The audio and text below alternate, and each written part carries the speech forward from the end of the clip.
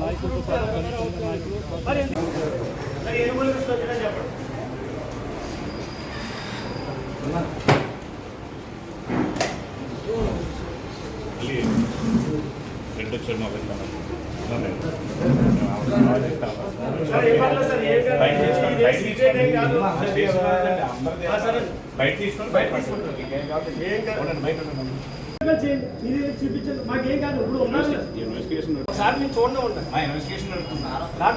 దయచేసి అప్లికేషన్ కాదు ఇప్పుడు వచ్చిన వాళ్ళు కూడా మీరు పని చేసుకుంటున్నాం కదా నీకు తెలియదు అది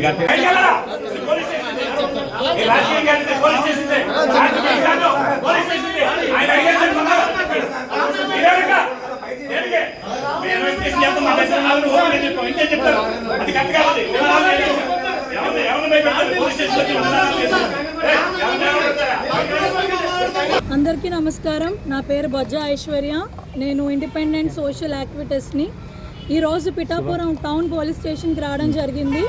రావణ్ ప్రశ్న ఒక ఇండిపెండెంట్ ఆయన సోషల్ యాక్టివిటీస్ ఎన్నో ఉద్యమాలు చేసిన ఆయన అక్రమంగా హైదరాబాద్లో నిన్న రాత్రి 11:30కి అరెస్ట్ చేసి పిఠాపురం వితౌట్ నోటీసులు తీసుకురావడం జరిగింది. దాన్ని నేను ఖచ్చితంగా ఖండించి ఇక్కడికి రావడం జరుగుతోంది. శ్రావణ్ కుమార్ గారు కూడా ఒక 10-15 మినిట్స్లో ఇక్కడ చేరుకుంటున్నారు. కూటమి ప్రభుత్వం వచ్చాక సామాన్య ప్రజల మీద, గొంతున్న వాళ్ళ మీద ఎంత దౌర్జన్యంగా ప్రవర్తిస్తున్నారంటే, ఈ చేతగాని పవన్ కళ్యాణ్ ఒక దద్దమ్మ తన్ని ప్రశ్నిస్తుంటే సమాధానాలు లేక ఇలా సామాన్య ప్రజల మీద, గొంతున్న వాళ్ళ మీద చూపిస్తున్నారు. 2029 ఎలక్షన్లో కొనిదెల పవన్ కళ్యాణ్ ఖచ్చితంగా నిన్న అహంకారం గద్దె దింపకపోతే నా పేరు బొజ్జా ఐశ్వర్యయే కాదు. నువ్వు కాకినాడ వస్తే హౌస్ అరెస్టులు చేస్తావు, నన్ను RRR గాడు వస్తే చేస్తావు. ఏం జరుగుతుంది రాష్ట్రంలో? నీ అబ్బసొబ్బేమన్నా అనుకున్నావా ఏంటి? ఇక్కడ ఎక్కడో హైదరాబాద్లో నుంచి వచ్చినోడు నువ్వే అక్కడ ఉంటే లోకల్ ఇక్కడ మేము. నీకు స్క్రిప్టులు రాయాలేమో, మాకు స్క్రిప్ట్ అక్కర్లే. ఉద్యమాలు చేసి వచ్చిన వాళ్ళం. నేను కడుపులో ఉన్నప్పటి నుంచి మా అమ్మ నాన్న ఉద్యమాలు చేసిన వాళ్ళు. 10 తరాల ముందు నుంచి మేము ఇదే కుటుంబాల్లో ఉన్నాం. నువ్వెంత? ఆఫ్టర్ ఆల్ నువ్వెంత? ఏ సెక్షన్లు పెట్టారని ఇలా 41 నోటీసులు ఇవ్వకుండా తీసుకొచ్చి లోపడేశారు. కనీసం చూడడానికి కూడా సిఐ గారు, ఎస్ఐ గారు ఎవరు కూడా అలౌ చేయట్లేదు. కానిస్టేబుల్ వచ్చారన్న విషయం, అరెస్ట్ చేసిన విషయం కూడా మాకు రాత్రి తెలియనివ్వలేదు. అప్పటి వరకు లైవ్లో మేము అందరం కలిసే మాట్లాడుకుంటున్నాం. ఏంటి ఇలాగ అయిపోతుంది, సామాన్య ప్రజలకి ఏంటిది అన్నట్టుగానే మేము వ్యవహరిస్తూ ఇలాగా ఏం చేస్తే బాగుంటుంది అని ముందుకు అడుగులేస్తుంటే నీకు అంత కారిపోతుందా? అరెస్టులు చేస్తున్నావు. ఎన్ని నోటీసులు ఇచ్చావు? నాకు 11 కేసులు పెట్టావు. ఏం పీకుతావయ్యా నువ్వు? నాకు అర్థం కాదు. ఏంటి చట్టాలు ఏమన్నా నీ చుట్టమా ఏంటి? ఈరోజు మొదలుకొని ప్రతి సామాన్యుడికి మేము అండగా ఉంటామని చెప్తున్నాను. నువ్వు ఏం పీక్కున్నా నువ్వు మా ఎంట్రుక కూడా పీకలేవు. నీ దమ్ము ధైర్యం ఏంటో చూపించు. దమ్ము అంటే ఫిజికల్ ఇంటిమసీ అనుకుంటారేమో చెత్తన కొడకల్లారా. ఫిజికల్ ఇంటిమసీ కాదు, నీ ధైర్యం, నీ దమ్ము చూపించండి. మేము కూడా రెడీగా ఉన్నాం.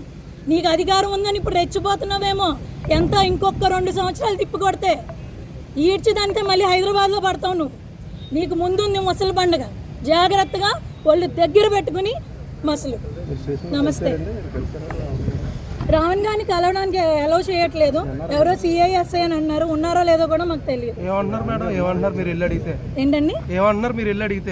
చట్ట ప్రకారంగా అన్నీ చేసామంటున్నారు. అన్ని పిట్టి సెక్షన్లు పెట్టారు. అన్నీ నాన్ బెయిలబుల్ పెట్టినట్టు ఒక 2-3 నాన్ బెయిలబుల్, మిగిలినవన్నీ బెయిలబుల్ పెట్టారు. 111 సెక్షన్లో మాత్రం రిమాండ్కి విత్తే ఛాన్సెస్ ఉన్నాయి. మేమందరూ ఇంకా బతికే ఉన్నాం కదండి. సోషల్ యాక్టివిటీస్ ఇలా చేస్తాం. మేము ఎందుకు ఉంటాం? సాయి గారు అన్న కేసు అయిన తర్వాత వెలుగులోకి వచ్చింది. ముందు మనకు తెలియదు. అయిన తర్వాత వాళ్ళ మదర్ ఫైట్ చేస్తున్నప్పుడు వచ్చింది అది. ఇప్పుడైతే మన అందరం కలిసే ఉన్నాం కదా, మేమంటే ఏంటో కూడా చూపెడతాం. మీడియా మిత్రులందరికీ కూడా నమస్కారం. ఈరోజు పిఠాపురం నియోజకవర్గంలో టౌన్ పోలీస్ స్టేషన్లో నేను ఉండడం జరిగింది. మొన్న 28వ తారీఖున జై భీమ్రావ్ భారత్ పార్టీ ఆధ్వర్యంలో జడా శ్రావణ్ కుమార్ అధ్యక్షతన ఏలూరులో దళిత క్రైస్తవ సమర శంఖారామం అనే కార్యక్రమం, ఒక బహిరంగ కార్యక్రమం మేము ఏర్పాటు చేయడం జరిగింది. ఈ కార్యక్రమానికి జోసెఫ్ ఎవరైతే ఉన్నారో ఆయన ప్రశ్న టీవీ రావణ్ అంటారు, ఆయన జోసెఫ్ ఎవరైతే ఉన్నారో ఆయన కూడా మా కార్యక్రమానికి రావడం జరిగింది. ఆ కార్యక్రమానికి వచ్చి రావణ్ గారు మాట్లాడారు, ముఖ్యమంత్రి ఉప ముఖ్యమంత్రి లేదా ఏదైతే రాష్ట్రంలో జరుగుతున్న దాడుల మీద మాట్లాడారని చెప్పి ఆయన్ని ఈరోజు చాలా దారుణంగా హైదరాబాద్ రాత్రి వెళ్ళి మన ఏపీ పోలీసులు పిఠాపురం పోలీస్ స్టేషన్కి తీసుకురావడం జరిగింది. దీన్ని మేము తీవ్రంగా ఖండిస్తూ ఉన్నాం. మాకు ఇన్ఫర్మేషన్ వచ్చిన వెంటనే పోలీస్ స్టేషన్కి రావడం, ఇక్కడ ఎవరైతే హౌస్ ఆఫీసర్ ఉన్నారో ఎస్ఐ గారు తనతో మాట్లాడినా సరే ఇప్పటికొచ్చి మాకు ఎఫ్ఐఆర్ కాపీ కూడా ఇవ్వలేదు. అంటే ప్రశ్న రావణ్ ఉన్నాడా లేదా మరొక సాయి కృష్ణ కేసులాగా ఇది కూడా ఏదైనా చేయడానికి ప్రయత్నం చేస్తూ ఉన్నారా అని మా పార్టీ అనుమానిస్తూ ఉంది. నేను ఇక్కడ పిఠాపురం నుండి ఎమ్మెల్యేగా పోటీ చేసిన వ్యక్తికే వీళ్ళు ఒక ఇన్ఫర్మేషన్ ఇవ్వకుండా, ఒక ఎఫ్ఐఆర్ కాపీ కూడా ఇవ్వకుండా ఈ విధంగా చాలా లేట్ చేస్తూ ఉన్నారు. అంటే అసలు రావణ్ ఇక్కడ ఉన్నాడా? ఉంటే చూపించాలి. నేను ఒక అడ్వకేట్గా కూడా వచ్చాను ఇక్కడికి. అంటే అడ్వకేట్గా ఒకళ్ళతో తీసుకోవాలి, తన స్టేట్మెంట్ తీసుకోవాలి, ఏం జరిగింది, ఏ విధంగా సెక్షన్స్ వేశారు అనేది మేము కూడా చూడాలి. ఇలా రిమాండ్కి ఇస్తూ ఉన్నారా, లేకపోతే ఏవైనా కేసులు ఏం వేశారని తెలియకపోతే అసలు రావణ్ ఉన్నాడా లేదా ఏవైనా. ఎందుకంటే ఈ రాష్ట్రం ఏర్పడిన తర్వాత, ఈ ప్రభుత్వం వచ్చిన తర్వాత ఈ 2 సంవత్సరాల్లో అనేక దాడులు జరగడం జరిగింది. ఎస్సీలు, బీసీలు, మైనారిటీలు అందరి మీద కూడా తీవ్రంగా ఈ ప్రభుత్వం మండిపడతా ఉంది. దానిలో భాగంగానే మన సాయి కృష్ణ కేసులో ఏం జరిగిందో చూసాం. కొట్టి చంపేసి ఎక్కడో పడేసి ఆయన కాల్చి బూడిది కూడా లేకుండా చేశారు. మరి రావణ్ బ్రతికే ఉన్నాడా? మా పార్టీ డిమాండ్ చేస్తూ ఉంది. రావణ్ని నేను ఇప్పుడు వెంటనే చూసి తీరాలి. అదేవిధంగా పిఠాపురం ఎమ్మెల్యే ఉప ముఖ్యమంత్రి మరి పవన్ కళ్యాణ్ మీద మాట్లాడితేనే మా మీద కేసులు వేస్తూ ఉన్నారే. మరి పవన్ కళ్యాణ్ ప్రభుత్వం వచ్చిన తర్వాత, ప్రభుత్వంలో లేనప్పుడు కూడా ఎన్ని మాటలు మాట్లాడారు, ఎన్ని కేసులు వేశారు మేము కూడా చూస్తాం. నిన్నటికి మొన్న కాకినాడ రూరల్ ఎమ్మెల్యే పంతం నానాజీ మాజీ ముఖ్యమంత్రిని పట్టుకొని బాంఛద్ నా కొడక దమ్ముంటే నువ్వు రారా నా మీద పోటీ చేయంటే ఎక్కడికి పోయింది సమాజం? మరి ఎన్ని కేసులు వేశారు ఈ వ్యవస్థ? చెప్పాలి. ఈరోజు సమాధానం పోలీసు వ్యవస్థ కూడా చెప్పాలి. మరి నేను కూడా 2019లో పిఠాపురం నుండి కాకినాడ రూరల్ నుండి ఎమ్మెల్యేగా పోటీ చేశాను. బాంఛద్ నా కొడక నేను కూడా నీతో కలిసి పోటీ చేశాను రా అంటే అనొచ్చా? కామన్ సెన్స్ ఉండాలి కదా. మాట్లాడాము అంటే కామన్ సెన్స్ ఉండాలి కదా. ఎమ్మెల్యేగా ఉన్న వ్యక్తి ఒళ్ళు దగ్గర పెట్టుకొని మాట్లాడాలి.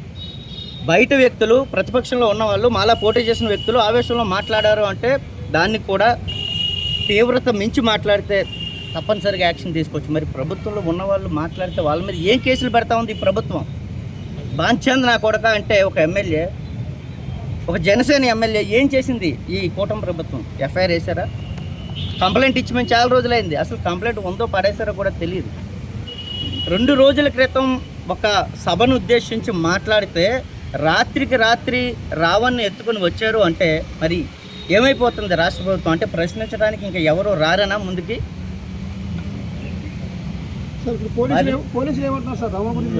రావణ్ కోసం నేను అడిగాను, సిఏ గారికి 4-5 సార్లు ఫోన్ చేశాను, లిఫ్ట్ చేయలేదు. పోలీస్ స్టేషన్కి వచ్చాను, రావణ్ని చూపించండి, రావణ్తో మాట్లాడాలి. మేము సభ ఏర్పాటు చేస్తే రావణ్ ఇక్కడికి రావడం జరిగింది. సో రావణ్ అక్కడ మాట్లాడాడు. ఆ బాధ్యత మా మీద కూడా ఉంది కాబట్టి నేను రావణ్ కలవడానికి వచ్చాను. ఇప్పుడు వచ్చి రావణ్ ఉన్నాడా లేదా, చంపేశాడా, లేకపోతే ఇక్కడే ఉన్నారా, మాట్లాడించకపోతే ఎట్లా? నేను ఒక అడ్వకేట్గా కూడా వచ్చాను ఇక్కడికి. అడ్వకేట్గా ఒకళ్ళతో తీసుకోవాల్సిన రైట్ నాకు ఉంది. హైదరాబాద్ వెళ్ళి మన పోలీసులు అరెస్ట్ చేశారని ఇన్ఫర్మేషన్ ఉంది. అది నిజమా కాదా అనేది పోలీసు వాళ్ళే చెప్పాలి. కుటుంబీకులు కూడా ఎలాంటి సమాచారం, కుటుంబీకులు వాళ్ళ వైఫ్ కూడా అసలు ఎవరికి ఇన్ఫర్మేషన్ లేకుండా రాత్రికి రాత్రి తీసుకుని వెళ్ళిపోయారు. అసలు పిఠాపురం తీసుకెళ్లారా, కాకినాడ తీసుకొచ్చారా, రాజమండ్రి తీసుకెళ్లారు, అసలు వీళ్ళు పోలీసులా, ఏపీ పోలీసులా కాదా అనే రకరకాల భయాందోళనలో ఉంది. ఎందుకంటే ఒకప్పుడు వ్యవస్థ మీద నమ్మకం ఉండేది. ఎప్పుడైతే సాయి కృష్ణ కేసు జరిగిందో అప్పటి నుండి వ్యవస్థల మీద నమ్మకం సన్నగిల్లుతూ ఉంది. కాబట్టి ఇప్పటికైనా సరే పోలీసులు వెంటనే మాకు ఎఫ్ఐఆర్ కాపీ ఇవ్వాలి. అదేవిధంగా రావణ్తో మాకు వెంటనే మమ్మల్ని కల్పించడానికి వాళ్ళు కూడా అవకాశం ఇస్తారని ఈ సందర్భంగా తెలియజేస్తూ, శ్రవణ్ కుమార్ కూడా కొద్దిసేపట్లో పిఠాపురం వస్తూ ఉన్నారు. శ్రవణ్ కుమార్ గారు కూడా మీ అందరితో కూడా మాట్లాడతారు. రాష్ట్రంలో జరుగుతున్న అన్యాయాల మీద, దాడుల మీద నిరంతరం మా గళం ఎప్పుడు కూడా వినిపిస్తూనే ఉంటాం. శ్రవణ్ కుమార్ గారు వచ్చిన తర్వాత ఇది కోర్టులో వేస్తారా లేదా, అసలు రావణనే ఉన్నాడా లేదా ఏంటనే మాకున్న ఇన్ఫర్మేషన్ కూడా మేము తన ద్వారా మీకు తెలియజేస్తాం.